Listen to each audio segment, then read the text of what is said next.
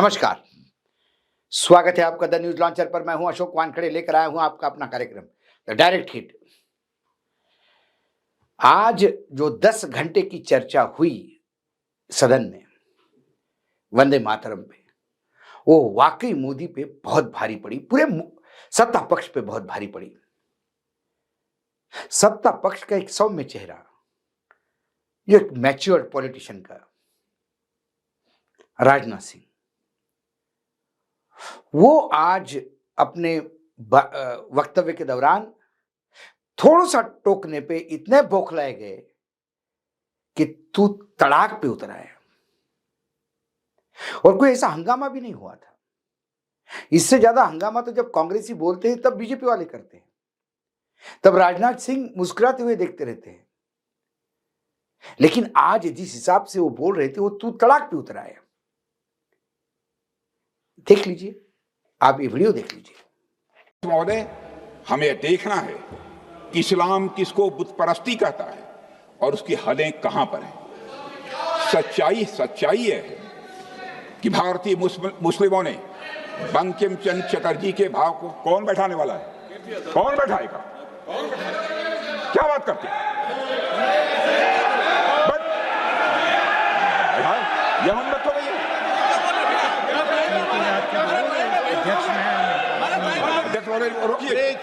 कौन बैठाएगा?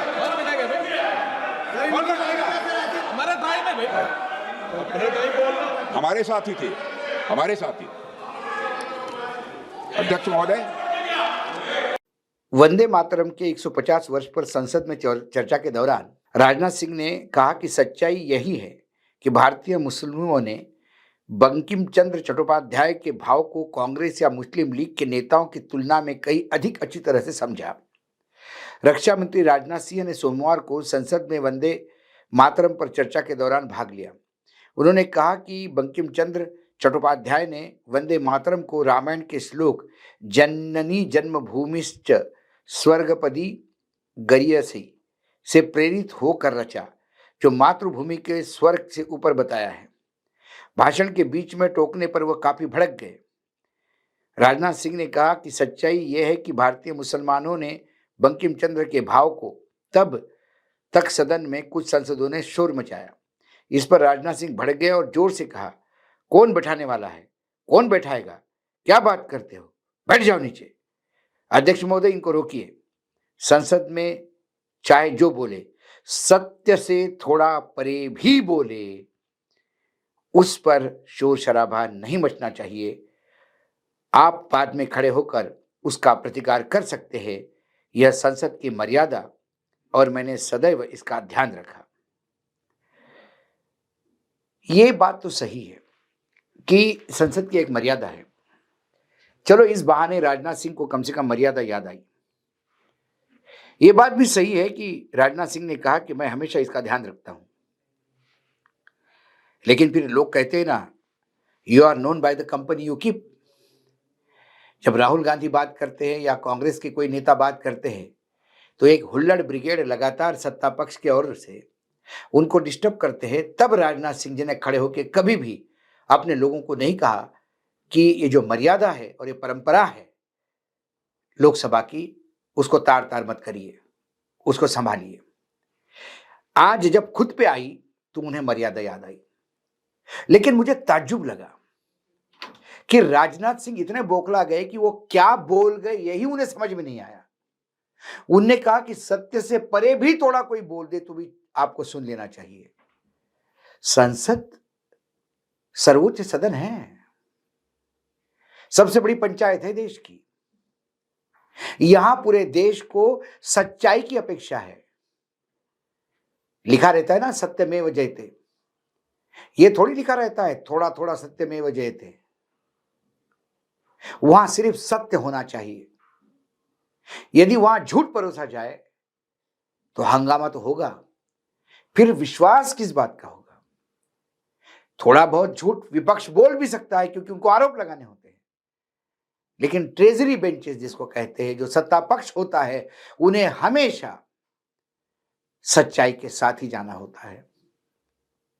कई एक दो मंत्री है अभी वर्तमान में केंद्र में, कि जो एक्सेप्ट करते हैं कि हाँ, ये गलती है मेरे मंत्रालय की, मैं मानता हूं कि इसमें मैं नाकामयाब रहा, लेकिन झूठ नहीं बोलते। लेकिन क्या करें, 2014 के बाद तो अब संसद में ही खुलेआम झूठ परोसा जा रहा है। और आज जब प्रधानमंत्री जी ने ओपनिंग बैट्समैन के तौर पे अपना ओपनिंग किया तो उसमें बहुत ज्यादा झूठ और कम सच था, कई चीजें अर्धसत्य थी। तो अब उसका सहारा लेके शायद राजनाथ सिंह बोल गए होंगे। लेकिन राजनाथ सिंह की एक बौखलाहट और भी थी कि कांग्रेस बार बार उनसे मांग कर रही है कि बाबरी मस्जिद और नेहरू संबंधी झूठ फैलाने के लिए राजनाथ सिंह माफी मांगे। कांग्रेस ने शनिवार को रक्षा मंत्री राजनाथ सिंह के इस दावे का खंडन किया कि देश के पहले प्रधानमंत्री जवाहरलाल नेहरू सरकारी धन से बाबरी मस्जिद बनवाना चाहते थे, लेकिन सरदार वल्लभ भाई पटेल ने उनकी योजना सफल होने नहीं दी। पार्टी ने सरदार वल्लभ भाई पटेल की बेटी मणिबेन पटेल की डायरी का हवाला देते हुए कहा कि पंडित नेहरू के बारे में झूठ फैलाने के लिए सिंह माफी मांगे। द हिंदू के मुताबिक कांग्रेस ने सरदार वल्लभ भाई पटेल की बेटी मणिबेन पटेल की डायरी का हवाला देते हुए कहा कि पंडित जी के बारे में झूठ फैलाने के लिए राजनाथ सिंह जी को माफी मांगनी चाहिए। जयराम रमेश ने पुस्तक के प्रासंगिक पृष्ठों का स्क्रीनशॉट साझा करते हुए एक्स प्लेटफॉर्म पे कहा कि सरदार वल्लभ भाई पटेल मेमोरियल सोसाइटी द्वारा 2025 में प्रकाशित सीआर पटेल की पुस्तक समर्पित पदाच्छायु सदारनो में पृष्ठ संख्या 212 और 213 पर गुजराती में मणिबेन की मूल डायरी प्रविष्ट दी गई है। आगे उन्होंने कहा कि मूल डायरी प्रविष्ट में जो कुछ है, जो राजनाथ सिंह जी और उनके साथी प्रचारित कर रहे हैं, उसमें बहुत बड़ा अंतर है। जयराम रमेश ने कहा कि रक्षा मंत्री को प्रधानमंत्री के साथ अपने संबंध सुधारने के लिए झूठ फैला रहे हैं, उन्हें माफी मांग लेनी चाहिए। लेकिन ये बात इसलिए आई कि मंगलवार को गुजरात में वडोदरा जिले के सांधली गांव में एक सभा को संबोधित करते हुए राजनाथ सिंह ने कहा कि नेहरू सार्वजनिक धन से बाबरी मस्जिद बनवाना चाहते थे, लेकिन सरदार वल्लभ भाई पटेल ने उनकी योजनाओं को सफल नहीं होने दिया। भाजपा ने राजनाथ सिंह के दाव को पुष्टि करने के लिए वल्लभ भाई पटेल की बेटी की एक किताब का हवाला देते हुए कहा कि प्रथम प्रधानमंत्री को दक्षिण भारत के कुछ मंदिरों से उनकी सुंदरता के बावजूद घृणा महसूस होती थी। इस बयान की आलोचना होने के बाद भाजपा के राज्यसभा सांसद और राष्ट्रीय प्रवक्ता सुधेंशु त्रिवेदी ने पार्टी मुख्यालय में एक प्रेस कॉन्फ्रेंस कर इस मुद्दे पर मीडिया के सवालों का जवाब देते हुए कहा कि राजनाथ सिंह ने जो कहा उनका स्रोत सरदार पटेल की अंदरूनी कहानी मणिबेन पटेल की डायरी है।